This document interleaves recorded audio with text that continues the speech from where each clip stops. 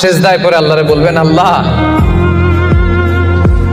এই পৃথিবীতে আমি ছাড়া তোমার গোলামের অভাব নাই, কিন্তু তুমি ছাড়া আমার দ্বিতীয় কোনো রব নাই।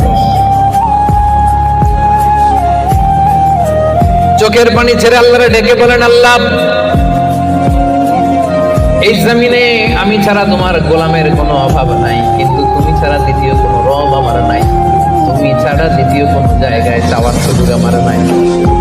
চোখের পানি ছেড়ে আল্লাহরে বলেন, আল্লাহ কোরআনে তুমি শিখিয়েছো ফরিয়াদীদেরকে কেউ যদি চায় ওই ফরিয়াদীদেরকে বারণ করা যায় না, তুমি কেমন করে এই অভাগা ফরিয়াদীকে আজকে ফিরিয়ে দিবা?